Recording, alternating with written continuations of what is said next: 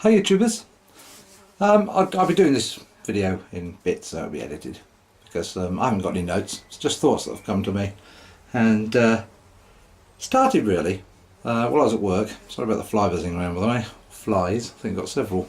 I'm in the greenhouse obviously, so it's one of those.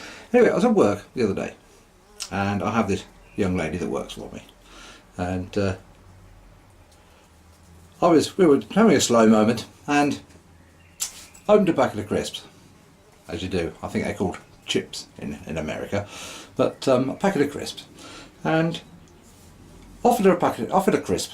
So we'd like crisp, as you do. And she went to take one, and then she went, oh no, oh hang on, you've opened the packet the wrong way round, upside down.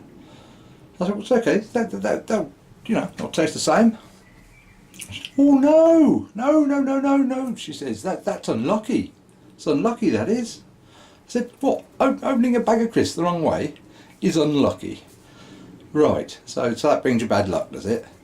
She said, yes, didn't you know? I said, well, no, it's one's escaped me over the years. It's I had to think about it and thought, what a lot of nonsense that is. Packets of crisps, when did they come in? Gosh, well, I would assume somewhere after the war period.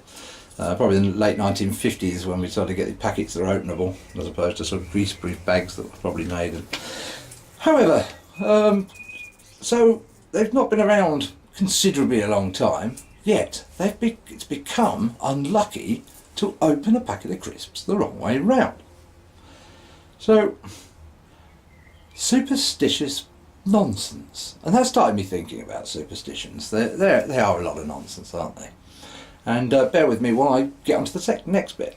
The next bit. Sometimes I say the wrong things. Okay, well I'm outside now, so I thought I'd pop out and made a few notes as well, because I wasn't doing too well without them. Trying to think of all the superstitions. Some of them we can actually relate to. I mean, walking under ladders, for instance. It's meant to be really unlucky. Well, you can see where that comes from, really. There's always a possibility when walking under a ladder that something will fall on you, so it makes sense to say, oh, it's unlucky if you do that, because masonry could fall on your head or anything, before health and safety, of course. So I can understand the ladders one, really, but when I see it's all clear and had a good look, it doesn't stop me walking under one. But the number 13 pops up an awful lot. I think that's a Christian thing, really. The number 13. I think it goes back to Jesus and his disciples and sitting down to the Last Supper. 13 of them. In fact, I believe in America there is a saying that a superstition, as it were, that if 13 people sit to dinner, one of them will die within a year. Doesn't actually say that they'll die within a year, nailed to two pieces of wood, but I can see where the 13 one comes from. But again, just nonsense superstition, really. Black cats. Oh, black cats are a good one. In Britain, black cat runs in front of you, it's actually lucky. I believe in the US it's unlucky. Whether that's got anything to do with, Americans driving on the wrong side of the road, I don't know. But anyway, it's an interesting one because in one country it means one thing, another country it means another.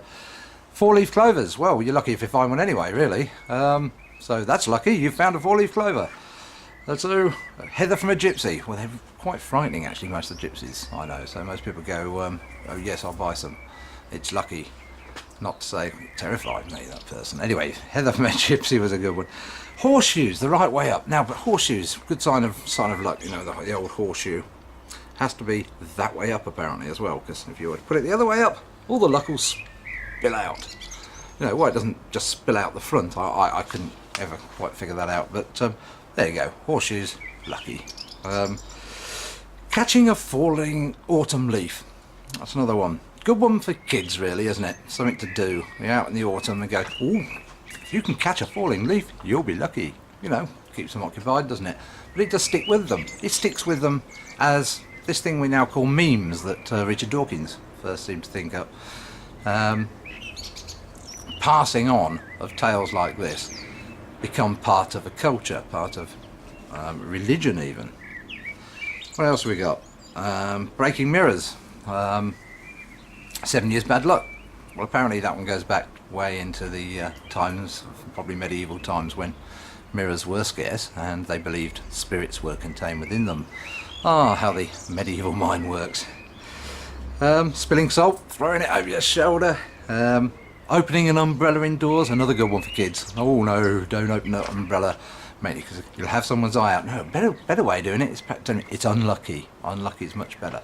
So stops people flipping up their umbrellas in your face, but there's no reason to believe that opening an umbrella indoors is in fact unlucky. And if you're buying an umbrella, you actually want to see it open, don't you? And you're usually indoors when you do that.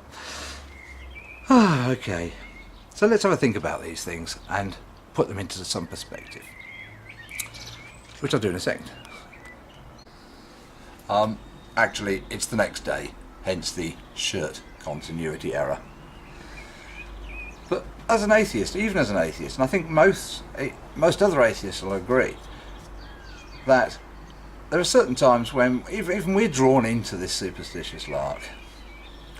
For instance, if I was to be talking about, just for an example, my car, and I was to say something like, "Oh, my car, it's been fantastic. Had it years and it's never gone wrong at all." You instantly go, "Oh, touch wood," and look for some wood. Plenty here, but I shan't bother. But I've done it. I'm sure everyone's done it. We all go, "Oh, touch wood," and these little things, these little memes have come into our lives.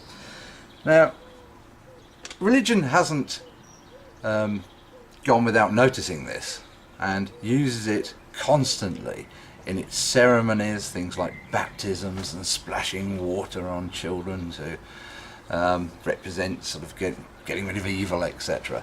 Also, even marriages being blessed in a certain way, in ceremonial ways, and of course even funerals. But these, of course, are the bread and butter of the church's income. They do like to obviously make some money somewhere. It's not all free, and you can see why they do it. But to make more money, they can have things like pilgrimages. Just think of all those things like all the pilgrimages to the great places.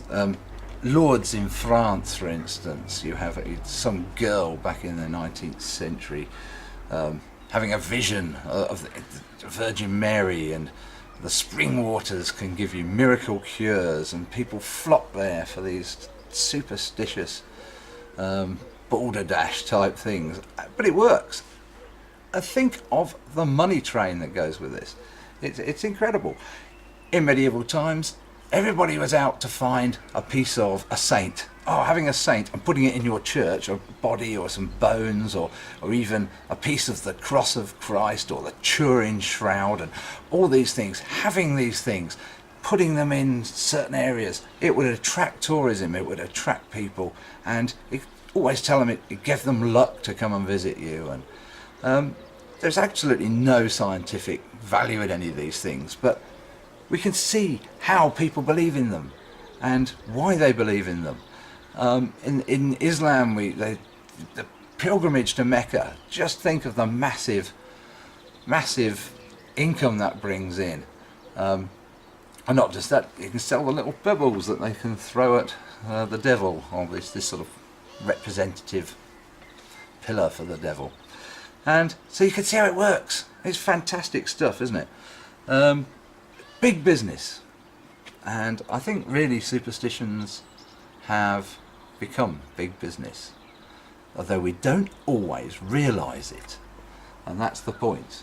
It's just the same as a black cat.